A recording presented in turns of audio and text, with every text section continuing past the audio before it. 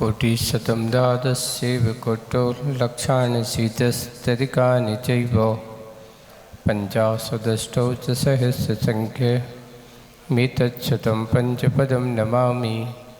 अरिहन्त्यवासियत्थं गणहरदेवीं गन्तियं सम्मं प्रणमामि भक्तियुक्तो सदना नमो वयं शिरसा। इच्छाएं बनते श्रुतभक्ति काउ सगो कौतसालुचिम अंगो भंग पैंगने पाउडे परियम्मि सुत प्रणमामि यौपगय चूलिया चेवे सुत तैथुदम कहायम स्याणिच कालम अंचेमि पूजेमि वंदामि नमसामि दुःखको कमको वैलाओ सुगैगमनम समाहिवन्नम जिनगुण संपत्ति हो इमच्यम नवसो आपराने पार्वाणिक स्वाद्य विलयम पूर्वाचन कमेन सकल कर्म छ्यार्थम भाव पूजा वंदा समितम आचार्य भक्ति का यज्ञम करोमि हम।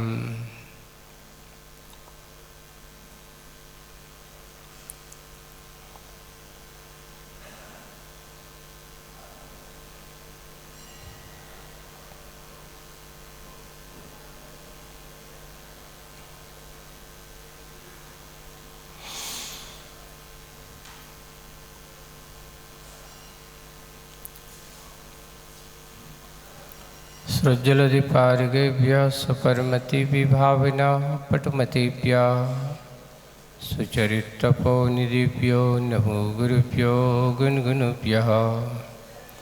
छत्तीसगुणसमग्रे पंचविहाचार्यकरणसन्दर्शे शिष्यानुग्रहे कुशले दम्मार्ये सया वन्दे गुरुवत्ति संयमेन तरन्ति संसाय सायरं घोरं छिन्नन्ति यट्टिकम्मं जम्मं वर्णं न पावयन्ति ये नित्यं व्रतमन्ते होमि निरता ध्यानाग्निहोत्राकुला षट्कर्मा विरतास्तपोधनिधना साधु क्रिया साधिवा शील प्रावरणा गुण प्रहरणा चंद्रार्कते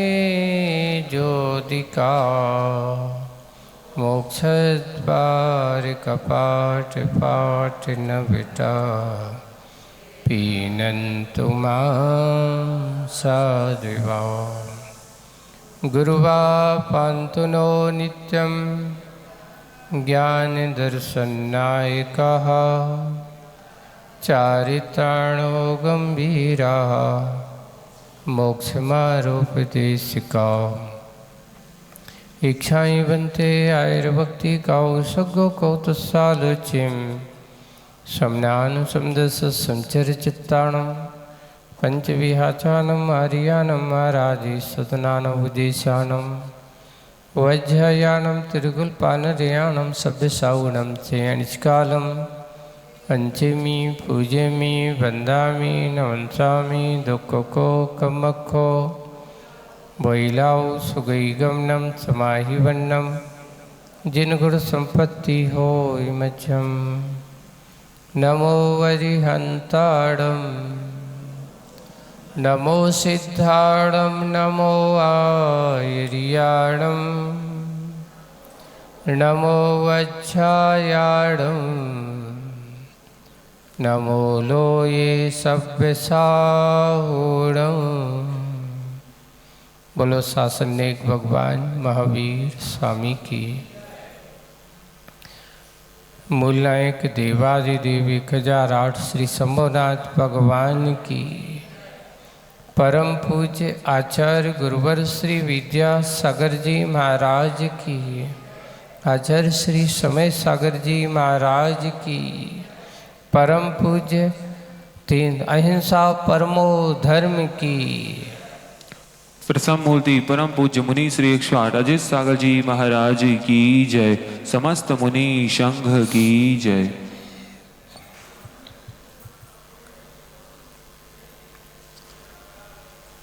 प्राय कर लोक में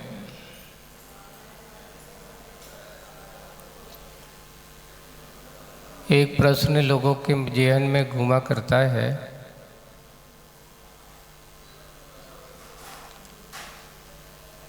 लोग जिज्ञासा भी करते हैं।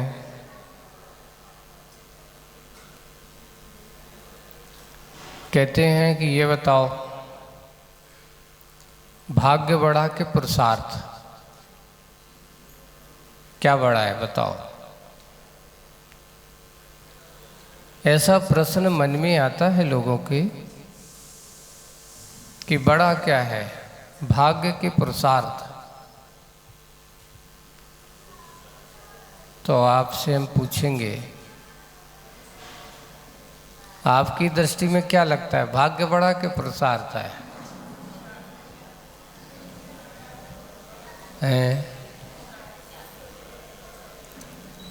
लेकिन कुछ लोग ऐसा कहते हैं,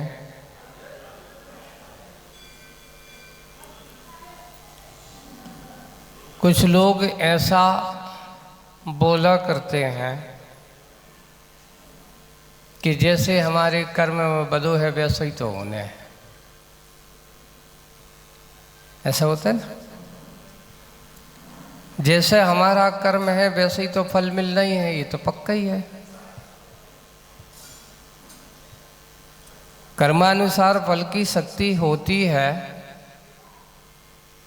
कर्म के अनुसार फल का स्थिति अनुभाग हुआ करता है, उदय में आता है, फल मिलता है। फल के अनुसार तदानुसार उसका नया कर्म का बंध और होता है करने वाला। और ऐसा नहीं है कि हर कर्म का उदय हो और हर उस समय कर्म का बंध हो, ऐसा कोई जरूरी भी नहीं है। ऐसा भी होता है कि कर्म के उदय में कर्म का बंध नहीं होता। क्यों? इसलिए नहीं होता क्योंकि कर्म का उदय चल रहा है, और अगर ज्ञानी अपने आप में हर्ष विषाद से परे है, राग द्वेष से परे है, उस समय वो कोई कर्म का बंध नहीं करता। यानी उस कर्म के अस्तित्व का जो उदय में आया था, उसको वह क्या कर देता है, निष्कर्म भी कर देता है। कर्म के उदय में कर्म का बंध हो ऐसा कोई जरूरी नहीं। हाँ, अब देखिए, दो तरह से, एक होता है अशुभ कर्म का उदय चल रहा है,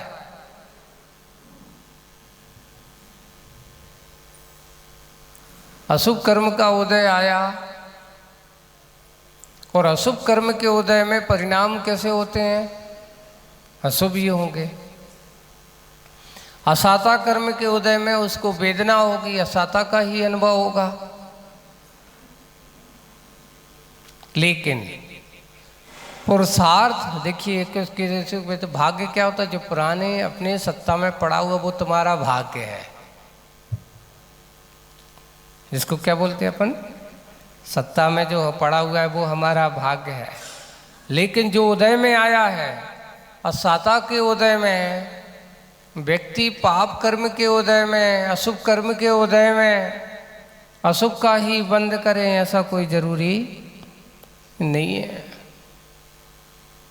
अगर उसके अंदर आत्मस्वरूप जागृता है, ज्ञान की उपयोगिता उसके पास विद्यमान है, उसका उपयोग जागृत है, तो वह असाता कर्म के उदय में चिंतन करता है कि घबरा मत, ये तेरा अपना कर्म है, ऐसे समय में संता भाव रख और अपना पुरुषार्थ कर, अपने परिणामों में स्थिरता करता है। वो पुरुषार्थ के माध्यम से असाता को साता के रूप में बंद कर सकता है। यानी पाप के उदय में पुण्य का बंद हो सकता है, इसको बोलते हैं पुरुषार्थ। विपरीतता में अपने आप की अनुकूलता बनाए रखने का नाम है पुरुषार्थ। परिस्थितियाँ, विकट परिस्थितियाँ जब चारों तरफ से छाई हो और ऐसे समय में वह अपने आप के सुख दुख का अनुभव करते हुए भी संवेदन, आत्म संवेदन करता हुआ और सुख का अनुभव करता है, वह है उसका अपना पुरुषार्थ। इसलिए भाग्य भरोसे मत बैठो, क्योंकि जो कल की जो बात थी इसमें कि प्राय का करके जो अकर्मण्यता हुआ करती है, अकर्मण्यता करता पुरुषार्थहीनता,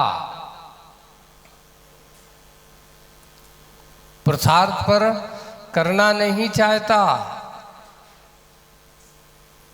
और पुरुषार्थ नहीं करने के कारण से हुआ है क्या होता है, उसका कभी संसार से मुक्ति का मार्ग प्रशस्त होने वाला नहीं होता।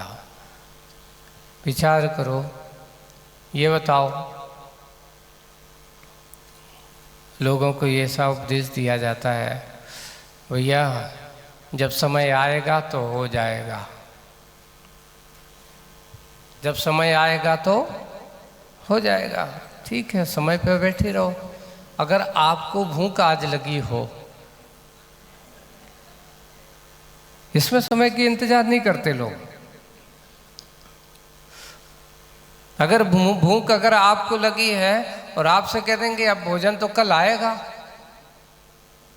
तो आप क्या करोगे बताओ? यहाँ तो होने वाला नहीं है। नहीं, कैसे भी हो, कहीं से भी हो, इधर से भी हो, कहाँ से भी हो, लेकर के आओ भैया, उसके बिना तो भोजन के लिए तो पुरुषार्थ बहुत अच्छा होता है, लेकिन कर्म के भोग में और भगवान की भक्ति में पुरुषार्थ का करें, हमारी किस्मत में नहीं बदो, ऐसा और दोष दे देते अपने ऊपर।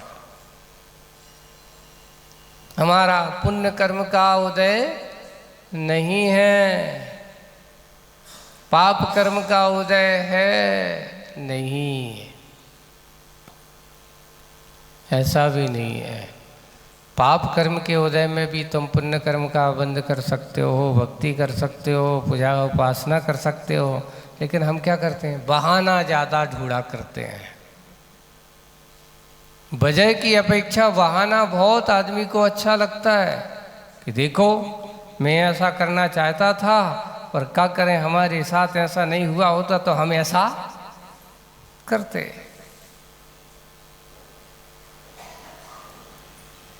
अकर्मण्यता का अर्थ ये होता है पुरुषार्थ करता है नहीं और बातें करता है बहुत ज़्यादा।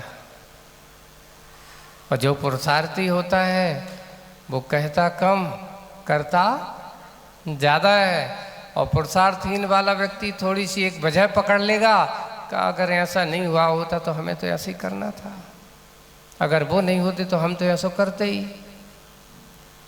इसको कहा गया अच्छे कार्य और पुरुषार्थ में किसी कारण की जरूरत नहीं होती, अपने उपादान की जरूरत हुआ करती है। हमारे अंदर का उपादान अगर अच्छा हो, हम अपने अंदर की मनोभावनाएं तैयार करें। अगर मनोभावना हमारी पहले से नहीं है, हम पहले से ही अपने मन को मार के बैठे हैं, पहले से ही हम सोच के बैठे हैं कि हमें ऐसा करना नहीं है, तो उससे क्या होता है, कितना भी अच्छा काम हो जाए, कितने भी हो जाए, वो कुछ करने वाला नहीं हो सकता।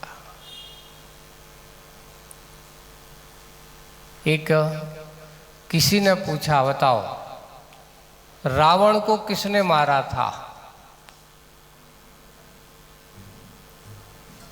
रावण को किसने मारा था? तो आप सोचेंगे किसी दूसरों ने नहीं मारा था रावण को, रावण ने अपने आप को स्वयं को मारा था, उसके अपने कृत्य ने मारा था, उसके अपने कर्म ने मारा था, यानी उसका उपादान गलत दिशा में जा रहा था, पुरुषार्थ गलत गलत दिशा में जा रहा था। और कभी कभार पुरुषार्थ जब गलत दिशा में होता है तो एक कहावत है, जब सियार की मौत आती तो नगर की ओर भागता है, ऐसा लोगों ने कहा, नीतिकारों ने लिखा। जब उसकी मौत आती तो कहाँ भागता है? ऐसे ही जो पुरुषार्थ तो किया पर पुरुषार्थ गलत दिशा में होता है, वही उसके पतन का कारण हो गया, उसकी बुद्धि में उसका मरण का कारण बन गया। सोचिए, इतना प्रकांड विद्वान, इतना सारा उसके पास होने के बाद भी, बड़े बड़े लोगों को परास्त करने वाला, शक्तिशाली होने वाला भी, पर उसको अपने पुरुषार्थ पर, अपने कर्मण्यता पर नहीं, अपने यश और कीर्ति का अहंकार उसको छा गया। उसी का परिणाम यह है कि उसके अहंकार ने ही रावण को मारा था। बाकी और कोई, लक्ष्मण और राम तो एक निमित्त कारण बन जाते हैं, गलत कारण। सीता एक निमित्त कारण बन जाती है, वो निमित्त है, पर गलत पुरुषार्थ का ही फल था जो रावण के पतन का कारण बना, दुर्गति का कारण बना।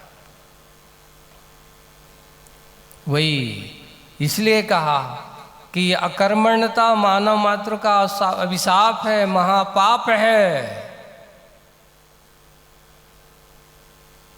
करने वालों कभी भी अच्छे पुरुषार्थ से कभी भागना नहीं चाहिए। पाप के पुरुषार्थ में, पाप के कार्यों में तो लोग रक्षपत जाते हैं। हम कई बार लोगों से पूछते हैं, देखिए आपको, जैसे भरत चक्रवर्ती के पास 3 समाचार एक साथ मिले। क्या समाचार मिले थे?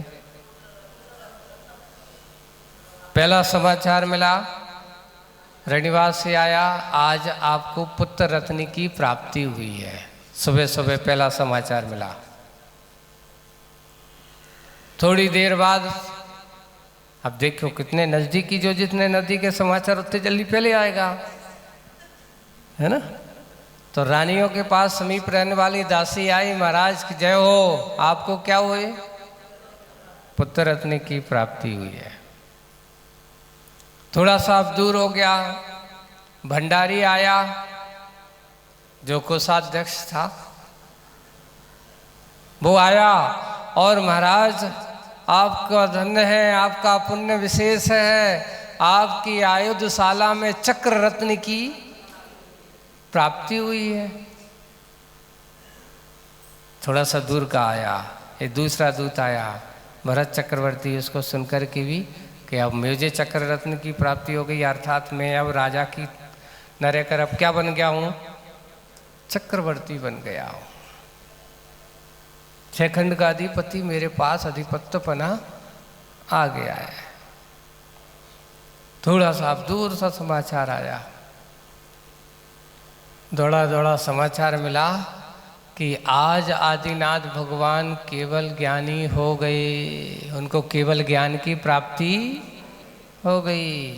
1000 वर्ष तक छद्मस्त काल में विहार करते करते आज उनको केवल ज्ञान की दीक्षा के बाद, कितना 1000 वर्ष तक भगवान विहार करते रहे छद्मस्त अवस्था में, मौन। सोचिए कितना समय उनका ऐसा मुनि अवस्था में 1000 वर्ष तक मौन अवस्था में विहार करते हुए, श्रावकों के बीच में रहते हुए, और उनको केवल ज्ञान की प्राप्ति हुई। तो भरत चक्रवर्ती ने सुना तो किस में प्रसन्नता जाहिर ज़्यादा की उसने? वाह! क्योंकि वो कौन सा दृष्टि था? वो सम्यक दृष्टि। कौन सा सम्यक दृष्टि था? छायक सम्यक दृष्टि था। उसको प्रसन्नता हुई, धन्य है, आज ये 3 समाचार मिले। देखिए, काम पुरुषार्थ का फल था, एक धर्म पुरुषार्थ का फल था,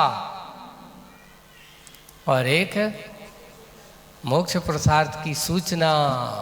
ऐसा प्रतीक है, तीनों है, धर्म अर्थ काम, ऐसे सिरे के सिरे अर्थ पुरुषार्थ। और इसमें धर्म पुरुषार्थ के फल से चक्र, तो धर्म और अर्थ भी दोनों एक साथ ले लो। क्योंकि चक्र रत्न फिर किसी पापियों के घर पर उत्पन्न नहीं होता, कोई धर्मात्मा के घर पे ही ऐसे राजा तो धर्मनिष्ठ हो, न्याय प्रिय हो, न्याय मार्ग पर चलने वाले हैं, ऐसे राजाओं के यहाँ ही क्या मिला करता है, धर्म पुरुषार्थ हुआ करता है। और उसके धर्म पुरुषार्थ के फल से ऐसी चक्र रत्न की प्राप्ति, तो बोले कि अर्थ और धर्म पुरुषार्थ की प्राप्ति, चारों पुरुषार्थ की सूचना एक साथ मिली। और मिलकर के जब वहाँ पर होता है तो उन्होंने कहा पुत्र रत्न का उत्सव अभी नहीं, चक्र रत्न का उत्सव अभी नहीं। अभी उत्सव किसका मनाया जाएगा? केवल ज्ञान प्राप्ति का महोत्सव मनाया जाएगा। चलो पूरे नगरवासी अयोध्यावासियों भगवान के समूषण में चलना है। भगवान को केवल ज्ञान हुआ है और केवल ज्ञान होते ही कुबेर क्या करता है? समूषण की रचना करता है। और समूषण की रचना हुई है तो सब मिलकर के केवल ज्ञान कल्याणक की पूजन, भगवान के भगवत बने, चार घातिया कर्मों का नाश करके केवल ज्ञान को प्राप्त किया है। भरत चक्रवर्ती का वो पुरुषार्थ, कौन सा पुरुषार्थ था? धर्म पुरुषार्थ। किसके लिए था? मोक्ष प्राप्ति के भाव से। ये पुरुषार्थ है। कोई भी पुरुषार्थ हमारा है, आपसे पूछा जाए कि आप मंदिर क्यों आते हो, क्या भाव लेकर के आते हो, आपको मंदिर आने का उद्देश्य क्या है, कभी चिंतन करो।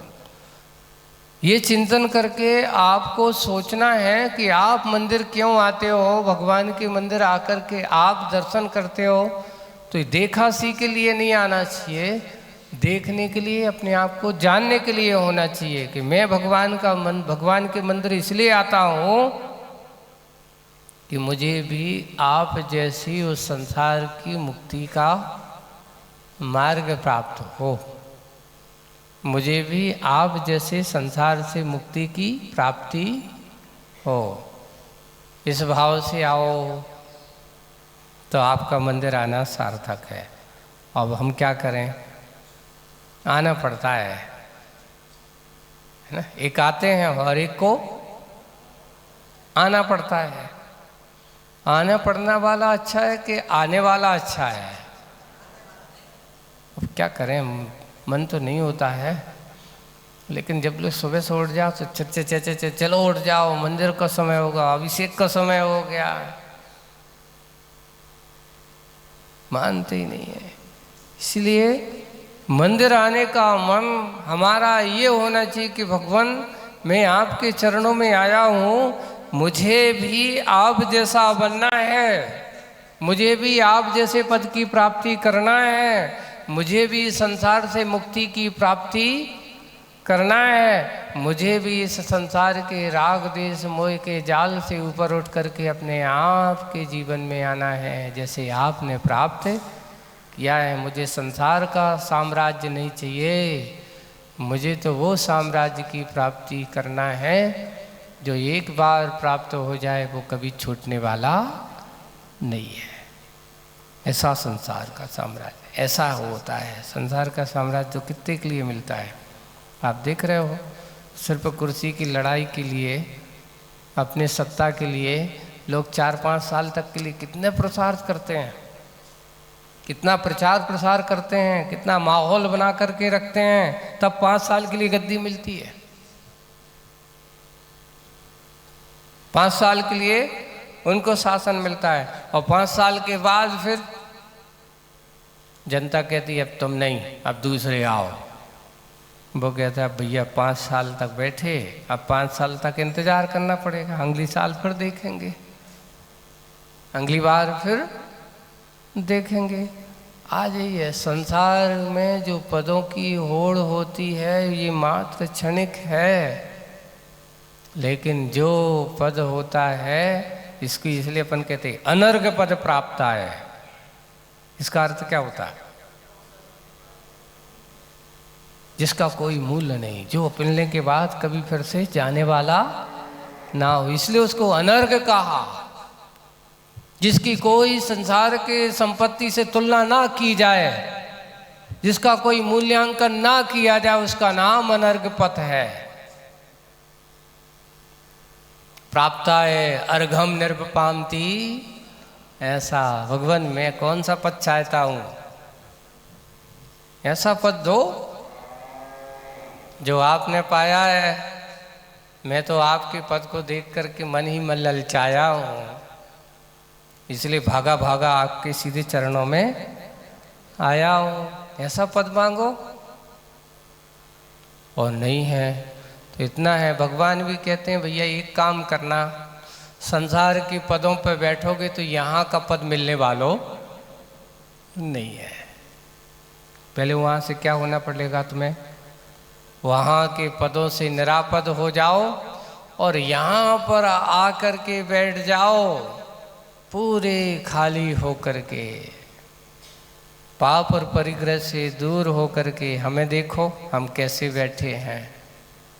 जिस दिन तुम ऐसे बैठ जाओगे तुम्हें भी मेरे जैसे पद की प्राप्ति हो जाएगी। आकर के लाओ। देखिए यहाँ पर जोड़ने से नहीं, ये पद जो मिलता है, बताओ मोक्ष पद जोड़ने वाले को मिला कि छोड़ने वाले को मिला? पर हमारी आसक्ति जोड़ने में है कि छोड़ने में है? दोनों भी बोल रहे, इधर पे भी बोल रहे हो और उधर भी बोल रहे हो। मोक्ष पद भी चाहिए है और मोह की ग्रंथि खुले ना।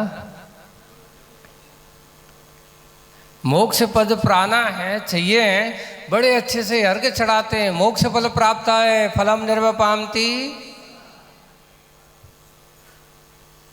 ऐसा फल चाहते हो तो फल भी कहता है ये बंधु, ऐसा फल चाहते हो तो सबसे पहले उस फल की तरफ बन तो जाओ। अपने आप के फल की कामना करना है, मोक्ष फल की कामना करना है। तो हम आचार्य श्री बहुत अच्छा उदाहरण कहते हैं। देखो आप क्या चढ़ा रहे हो, हाथ में लेकर के आए, अच्छा नारियल है, श्रीफल है। श्रीफल का अर्थ बहुत अच्छा उन्होंने व्याख्या की थी। क्या है कि देखो श्री यानी लक्ष्मी को देने वाला फल था, उसका नाम श्रीफल है। हर कोई कार्य में उसको क्यों आपको बोल दिया जाता है, हर कार्य में उसको क्यों समर्पित, अच्छे काम पुण्यात्मा के चरणों में जाकर के उसको चढ़ा करके हम उसकी कामना क्या करते हैं? इसलिए इसका नाम श्रीफल है। रियल है वो, नारियल नहीं है। क्या है वो? नहीं, कई लोग कहते नारियल है, नारियल है, नारियलमिति, नारियल नहीं है, ऐसा नहीं। रियल स्वरूपता जहाँ देखने को मिले सो उसका नाम नारियल है। जब नारियल पकता है वो अपने अंदर की जितना भी लेकर के आया था सब सुखा देता है, और सुखा देने के बाद जब वो सूख करके उसका जिससे संबंध था धीरे धीरे उससे संबंध क्या हो जाता है, दूर हो जाता है, आवाज आने लगती है। आचार्य श्री कहते देखो ये कहलाती है भेद ज्ञान की दृष्टि। जिस दिन तुम्हारा संबंध ऐसा हो जाएगा तुम भी श्रीफल की तरह बन जाओगे, तुम्हें भी श्रीफल की तरह क्या होगा, वह लक्ष्मी की प्राप्ति हो जाएगी। इसलिए नारियल की स्वरूपता बाहर से कठोर पर अंदर से कैसा होना चाहिए, मुलायम। हमारे मुनिराज कैसे होते हैं, बाहर से चर्या में अपने मूल गुणों में कोई समझौता नहीं। आप कहो कि महाराज आप लोग क्यों पैदल चलते हो, चलना ही है तो एक गाड़ी में बैठ जाओ, जल्दी चल पहुंच जाएंगे अपन। नहीं, चलेंगे तो कितना चलेंगे हम, चर्या में समझौता। इसलिए बाहर से कठोरता पर चल करके यदवा तदवा कैसे भी कभी भी किसी समय भी नहीं, जब भी चलेंगे प्रकाश में चलेंगे।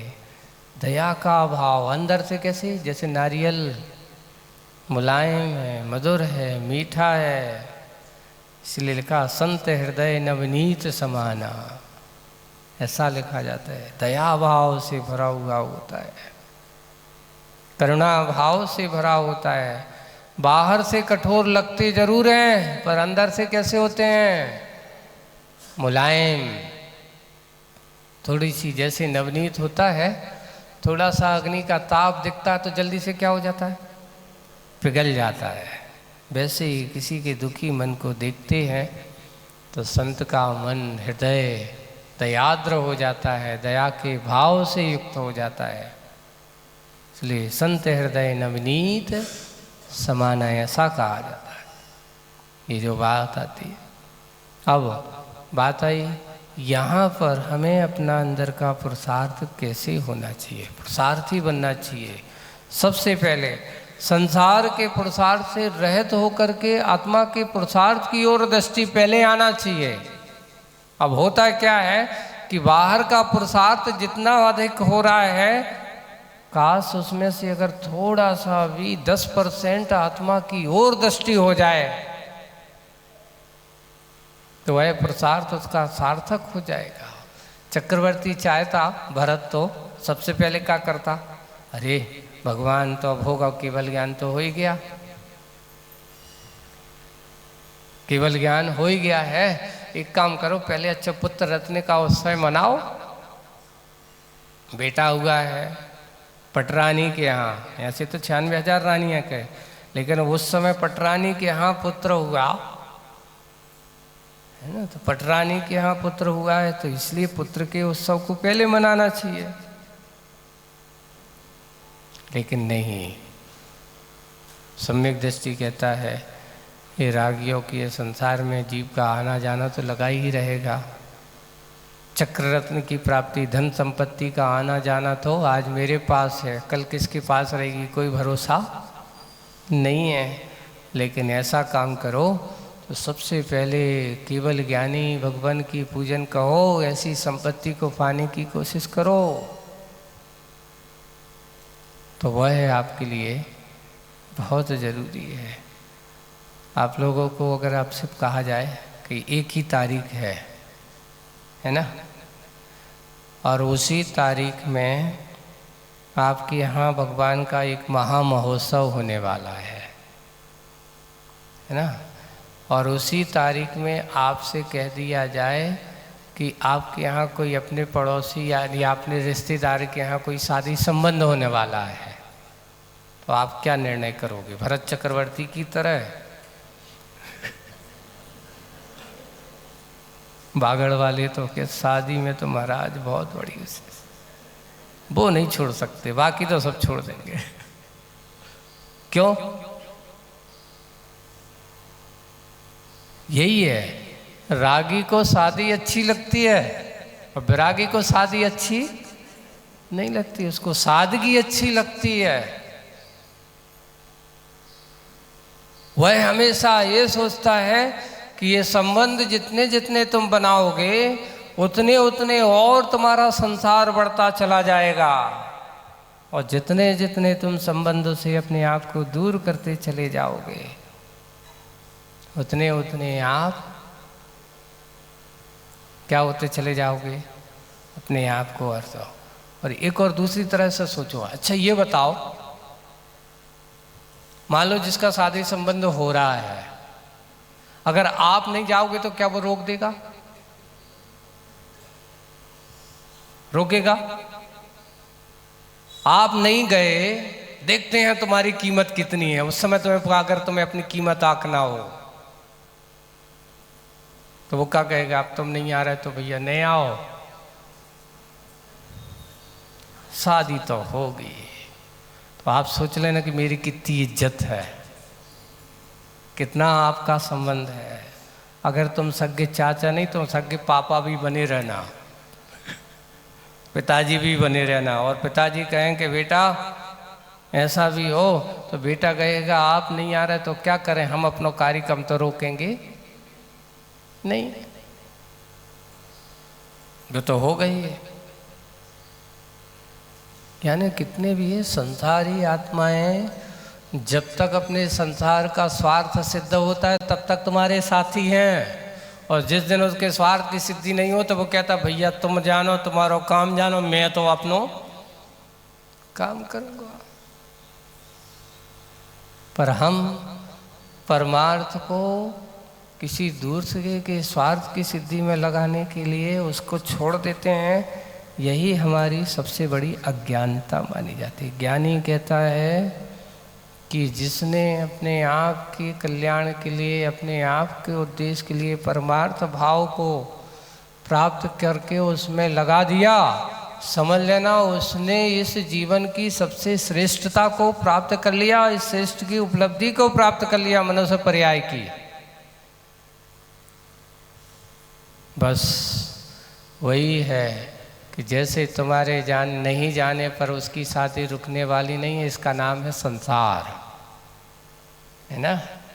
और तुम्हारे जाने से उसको कुछ मिलने वाला नहीं तो और क्या होगा, तुम जाओगे, आ गए, देखना है महाराज हम तो बस कुछ काम नहीं है, बस जाना है, हाजिरी दे के आ जाना है। बिंदु ध्यान रखना, आप वहाँ जाओ या ना जाओ, या जाओ कुछ भी ना खाओ, कुछ भी ना करो, लेकिन बस गए, अपना दे आए, भैया हाजिरी लगाया है, ये हमारा व्यवहार लिख लो, देते ना अपना उपहार वगैरह, और देखा कि बस इतना काम करके आ गए। देखो आपने कृत कार्य तो अनुमोदना, समर्थन तो उसका किया, तद्रूप कर्म का बंद होगा कि नहीं होगा।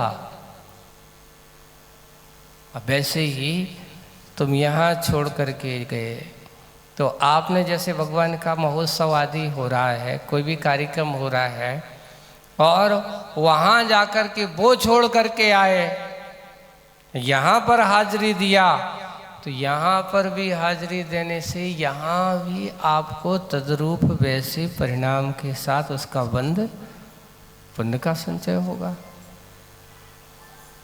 अंतर इतना है कि एक में राग रूपी होगा और एक में विराग रूपी होगा। वही है सबसे बड़ी अकर्मण्यता इसमें कहा गया, जहाँ पाप कर्म को दूर करने का पुरुषार्थ नहीं हो, यही सबसे बड़ा अकर्मण्यता मानी जाती है।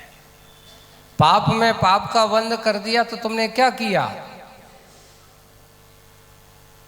तुम तो क्या उस बहाव में बह गए। आचार्य सिंह ने एक बहुत अच्छी पंक्तियां लिखी हैं, उस नाविक की क्या परीक्षा जब धारा प्रतिकूल ना हो, उस साधक की क्या परीक्षा जो मार्ग में सूल ना हो। जैसे एक साधक चलता है, मार्ग पर बहुत कंकर पत्थर हैं, सूल हैं, कांटे हैं, सब कुछ बिछे हुए हैं, पैरों में जूते नहीं हैं। ऐसा मत सोच रहे कि वो अब क्या करे, रास्ता खराब है तो पैरों में जूता पहन लो। अब वो पुरुषार्थ करता है, नहीं, तुम कहो कि मैं इस मार्ग से भागने वाला हूँ, भागने वाला, उस समय उस साधक की परीक्षा उस समय होती है कि मार्ग प्रतिकूल होता है, साधक अपना पुरुषार्थ से आगे बढ़ता है, चाहे कुछ भी हो, कितना भी खराब क्यों ना हो, जाना है, अर्थात जाना है, पहुँचना है, वह मार्ग पर पहुँच जाता है। नाविक धार बहुत तेज चल रही हो, नाव में वो बैठा है, अब नाव में बैठा है तो हाथ में चप्पू लिए हुए, पतवार लिए हुए हैं, उस धारा को पार करके उस साइड पहुंचना है। अगर नहीं चलाएगा तो क्या होगा, जैसी धारा बह रही है वैसी नाव भी उसमें बहती चली जाएगी,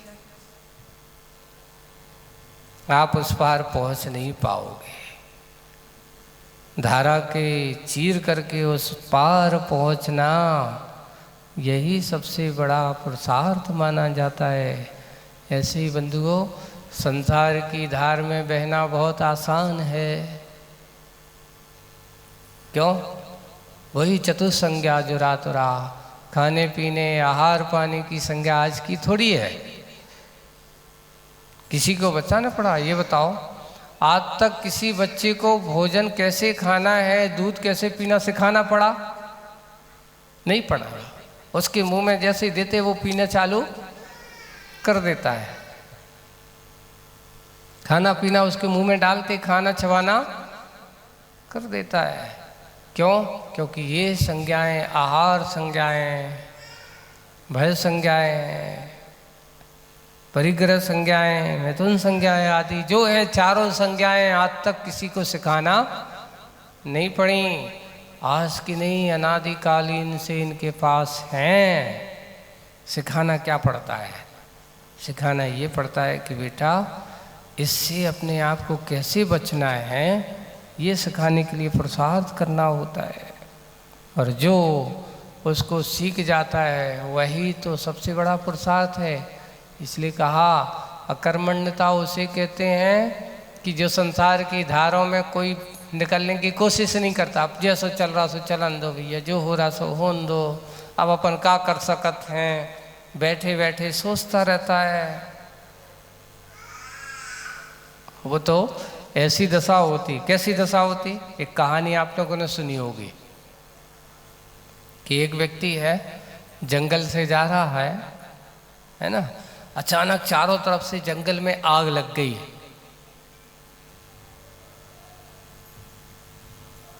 जंगल में आग लग गई है।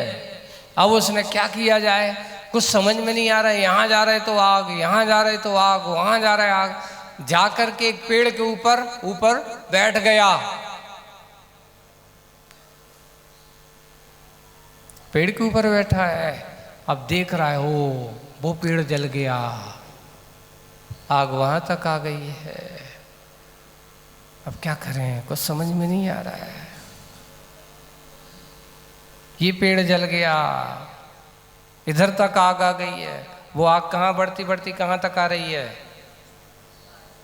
जिस पेड़ पर वो बैठा है उस पेड़ पर भी आग आने वाली है, आने वाली है। और उस आग की चपेट में वो भी आने वाला है। पर सोच सोच करके वहां बैठा है, पुरुषार्थ नहीं कर रहा है, उस पर बैठे बैठे रो रहा है, चिंतित हो रहा है। ऐसे ही सोच लेना आज की दशा क्या है लोगों की। घर बैठे बैठे सोचता है देखो फलानी के यहाँ वो चला गया, कितना अच्छा था। हम लोग को जब तक होते हैं ना, एक और विशेष बात होती है अच्छी हम लोगों को, आचार्य श्री के गुरु जी का, जब आदमी रहता है वो अच्छा है, ऐसा है और वैसा है, और जैसे ही आदमी जाता है तो लोग कहते विचारो चलो गो। क्या बना देते उसको? बेचारा कितना अच्छा था, वो भी चला गया। सोचो जैसे आज उस बेचारे के घर पर आग आई है, उसकी मौत हुई है, एक दिन तेरे घर पर भी वो आग आने वाली है। तुम उसको तो विचारो बना दिया, एक दिन तुम विचारे बनोगी तब क्या होगा सोचो। वे भी तुमसे ऐसे ही कहेंगे दूसरे विचारो, वो भी चला गया। अरे विचारे मत करो, विचार करो कि एक दिन मेरा भी जीवन ऐसे उसकी तरह मेरा भी क्या हो जाएगा, तमाम हो जाए। जैसे वो चला गया एक दिन मैं भी ऐसा चला जाऊंगा। तो ऐसे ही जाना है तो कुछ करके जाना है।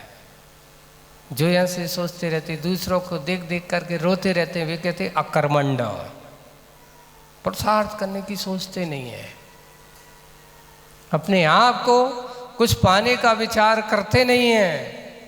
इसलिए कहा पुरुषार्थशील बनो, देख देख करके दूसरों के बारे में रोने धोने वाले मत बनो। आज तक यही हुआ कि हमने दूसरों को देख देख करके रोने का काम तो किया, लेकिन अपने आप को विचार करने के बारे में हमने नहीं सोचा। इसको बोलते हैं अज्ञानी। ज्ञानी नहीं कहा, क्या कहा उनको? इसको बोलते हैं अकमंड, अज्ञानी। हम अपने आप को ज्ञान स्वरूपता के बारे में जानने की कोशिश करते हैं तो ज्ञानी कहता है कि नहीं, मैं अपने आप को समझने की कोशिश करूँगा, दूसरों को जानने की कोशिश। दूसरा तो एक निमित्त मिलता है और निमित्त मिलकर के हमें थोड़ी सी जगाने का काम करता है, और एक संकेत मिलता है, झटके के साथ वो छोड़ छाड़ करके चला जाता है। जैसे कि एक नीलांजना का मरण देखा आदिनाथ भगवान को, क्या हो गया? ओहो, धिक्कार है, कहाँ रचे पचे हो भाई। एक दिन तू भी ऐसी सभा में बैठा बैठा क्या हो जाएगा? जैसे वो नीलांजना नृत्य करते करते चली गई, वैसे तू यहाँ सभा में बैठे बैठे चला जाएगा। उनके अंदर की दृष्टि जाग गई, वो अपने आप को जगा लेते हैं और जगा करके वे अपने आप को जाग जाते हैं और सब छोड़ छाड़ करके चलो। हमारा वैराग्य कैसा है? जाते हैं, कोई चला जाता है, गुणगान करते हैं, उसके बारे में खूब कहते हैं कितना अच्छा आदमी था, कितना भला आदमी था, और शमशान में जब तक बैठते हैं तब तक उसके बारे में, उसके गुणगान, उसकी कीर्ति, उसकी ऐसा करता था, वैसा करता था, वो ऐसा करने वाला है, इतने भगवान के स्वाध्याय पूजन करने वाला। पर क्या करें, किसी को भी मौत किसी को भी नहीं छोड़ती। बड़े बड़े तीर्थंकरों को भी उसके आयु कर्म पूर्ण होते ही उनको भी जाना पड़ा है। तो तुम कौन, कहाँ के हो? आपको भी जाना पड़ेगा। इसलिए हम अपने आप को संभालने की कोशिश करो, पुरुषार्थी बनो। इसलिए कहा कर्मण्यता मानुत मात्र को क्या है? अभिशाप है, महापाप है। कारण अन्याय से जीवन बदनाम होता है, न्याय से नहीं। किससे जीवन बदनाम है? आज ये बताओ, रावण के पास सोने की लंका थी, इतने बड़े, इतने, उसके बारे में कहा जाता है 1 लाख पूत 1.25 लाख नाती, इतने हैं। उसके पुत्र कितने थे? बोले 1 लाख। इतने ज्यादा थे, 1 लाख पूत 1.25 लाख नाती, इतना बड़ा परिवार, पूरा का पूरा भरा परिवार है। दशा क्या हुई? एक ने अन्याय मार्ग का समर्थन किया, न्याय मार्ग का समर्थन नहीं किया। उस अन्याय मार्ग का समर्थन करने वाले की दशा क्या हुई कि 1 लाख पूत 1.25 लाख नाती, ताके घर में दिया ना बाती, अंधेरा छा गया, कोई जलाने वाला नहीं बचा, दिया जलाने वाले भी नहीं बचे। किसके कारण से बताओ? अन्याय, अभिशाप होता है, अन्याय से जीवन बदनाम होता है। आज तक कोई अपने बेटे को रावण नाम नहीं रखता, राम है। इनका नाम तो खूब अच्छे, रामचंद्र हैं, राम प्रसाद हैं, रामलाल हैं, रामचंद्र हैं, कितने मिल जाते हैं। रावण चंद्र क्यों नहीं मिलते? रावण लाल क्यों नहीं मिलते? अरे भैया, बदनाम सदा का नाम लेना भी पसंद नहीं करते। नाम उन्हीं का लिया जाता है जिनका काम अच्छा हो, उनका ही नाम रहता है जिनका काम अच्छा हो। जिनके काम अच्छे नहीं हैं तो उनका नाम भी लोग लेना पसंद नहीं करते। इसलिए आज तक अन्याय के मार्ग का समर्थन करने वाला का जीवन बदनाम होता है। रावण को लोग याद तो करते हैं, पर किस रूप में याद करते हैं? आज खूब लेके जहाँ जहाँ भी होती है, कंस का नाम भी लेते हैं, सबका नाम लेते हैं, पर किस रूप में लिया जाता है? बदनाम सदाओं की लिस्ट में नाम होता है। ऐसे ही इसलिए अन्याय से जीवन बदनाम होता है, न्याय से नाम होता है। अब कौन सा मार्ग अपनाना है, न्याय का कि अन्याय का? भगवान मुझे तो एक ही बुद्धि दे देना, मैं कभी भी न्याय मार्ग से अपने आप को क्या ना कर सकूं, च्युत ना कर सकूं, भटक ना जाऊं, मैं न्याय मार्ग से च्युत ना हो जाऊं। यही है कि जो आपका मार्ग है, हमारे महापुरुषों का मार्ग है, यही हमारा मार्ग हो, मेरा कोई अपना नया मार्ग नहीं होता। आज ये हो रहा है, संस्कृति का संरक्षण अगर करना है तो हमारे जो ऐसे संस्कृति पे जीने वाले महापुरुष हैं उनके अनुसार चलोगे तो आपका संस्कृति का संरक्षण होगा, लेकिन उससे विपरीत अगर चल के जाओगे तो आपकी संस्कृति का संरक्षण नहीं, दिनों दिनों दुष्कृति का ही जन्म होगा, दुष्संस्कृति का ही रूप होगा। वर्तमान परिवेश में हमें करना क्या है, अपनी सभ्यता अपनी संस्कृति का संरक्षण करना होगा। तो एक धर्म और धर्मात्मा के मार्ग पर चलने वालों से ही संस्कृति का संरक्षण हो सकता है, न्याय मार्ग पर चलने वालों से ही संस्कृति का संरक्षण हो सकता है। अन्याय मार्ग पर चलने वालों से संस्कृति विकृति हुई है, कभी संस्कृति का संरक्षण नहीं हुआ। इसलिए ज्ञानी बना, इतना बड़ा होने के बाद भी उसने न्याय का समर्थन नहीं किया, अन्याय का समर्थन किया। शक्ति सामर्थ्य में कंस के पास किसी प्रकार की कमी नहीं थी, उसके पास इतना प्रभुत्व था कि वो जिसको जैसा चाहे वैसा झुका सकता था, पर उसने सिर्फ एक ही काम किया कि उसको अपने आप पर अहंकार है कि मुझे मारने वाला कोई दुनिया में पैदा नहीं हो सकता। पर भविष्यवाणी है, ऐसे ऐसे लोगों के अभिमान भी कभी पूरे हुए नहीं हैं। ऐसे लोगों को कोई ना कोई कृष्ण की तरह बन के आ ही जाता है।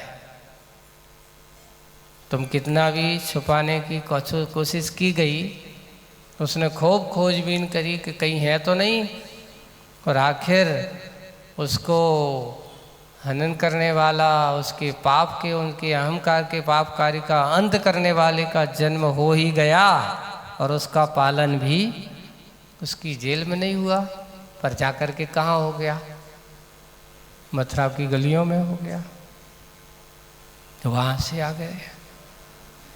यही है विशेष रूप से हम सब आज की बात इतना ही है कि सारभूत तत्व तो यही है कि संसार में कर्मण्यता अकर्मण्यता को कभी भी न्याय का मार्ग नहीं मिला, कर्मशील व्यक्ति को ही मिला।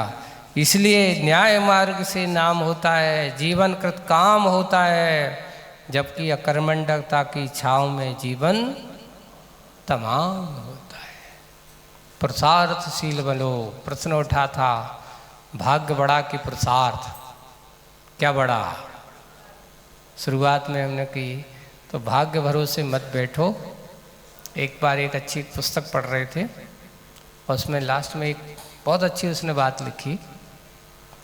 उन्होंने कहा है कि देखिए, कई लोग होते हैं कि हमारे बाप दादाओं की संपत्ति अच्छी है, करोड़ों अरबों की है, क्या करना करके, अरे आराम से बैठो खाओ, काम करने की क्या जरूरत है।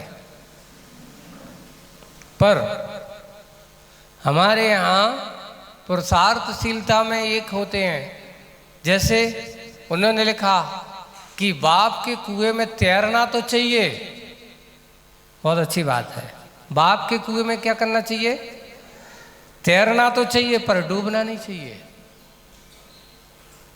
संपत्ति बाप की है तो आराम से उसमें अच्छे डूब जाओ, आप कुछ करने की जरूरत नहीं है। पिताजी कहते बेटा काय को करत हो, इतना तो रखो है, अरे वो मोही है तो वही है, तुम क्यों बन रहे हो उसके साथ। वो कहेगा आपकी संपत्ति आप जानो, आपका पुण्य आप जानो, जिस दिन तुम नहीं रहोगे तो मेरा क्या होगा। मैं अपना पुरुषार्थ करूँगा, कर्मंड बन करके जीवन नहीं जीऊँगा, पुरुषार्थ करूँगा। अपना पुरुषार्थ स्वयं काम आता है, बाप का पुरुषार्थ जाने के बाद तुम्हारा पुरुषार्थ तुम्हारा साथ दे कोई ज़रूरी नहीं है। इसलिए कभी किसी को अकर्मण्य मत बनाओ। क्या करना है, नहीं। पुरुषार्थी व्यक्ति कहता है मैं अपना पुरुषार्थ स्वयं करूँगा, तुम्हारे पुरुषार्थ से मेरा कुछ होने वाला नहीं है। अपना पुरुषार्थ जिस पर भरोसा होता है वो कभी दूसरों के भरोसे पर बैठा नहीं कहता। इसलिए पराधीनता को कभी स्वीकार मत करो, क्योंकि अकर्मण्यता पराधीनता की ओर ले जाती है। तो जहाँ पराधीनता है वहाँ नियम से अकर्मण्यता होती है। बैठे बैठे सोचते रहते अब नहीं होगा, अब कैसे करें, हम क्या करेंगे, कैसा होगा, कौन करेगा, कैसे। ऐसा नहीं है। करने वाला कभी सोचता नहीं भला एक कदम चलूं पर करूँगा तो मैं, आगे बढ़ूँगा मैं। ऐसे ही मंजिल को और बढ़ना है तो सबसे पहले क्या बनो, पुरुषार्थशील बनो। इसलिए भाग्य भरोसे ने, भाग का अर्थ जैसे बाप का कुआं संपत्ति है, और पुरुषार्थ क्या है, उस कुएं को तैरना तो चाहिए। पुण्य कर्म का उदय है, भाग्य है उसका अपना, चलो इस साल भाग्य का उदय आया है तो मुझे अब क्या करना है, तैरो, डूबो मत। क्या करना है, उस पुरुषार्थ करना है, उसमें डूबना नहीं है। जो डूबता है वही संसार में उबता है, और जो आदमी तैरता है वही आदमी आगे तरता है। इसलिए पुरुषार्थशील व्यक्ति तैरता है, डूबता नहीं है। पुरुषार्थी बनो, अकर्मण्ड नहीं बनो। यही तैरने की बात आज की बात यहाँ आचर्षी की। तोता क्यों रोता मैं अकर्मण्ड नहीं, पुरुषार्थी बनो। न्याय मार्ग पर चलने की कोशिश करो, अन्याय का कभी समर्थन मत करो। यही आज की सारभूत बात थी। आज बस इतना ही। बोलिए परम पूज्य आचार्य गुरुवर श्री विद्यासागर जी जय।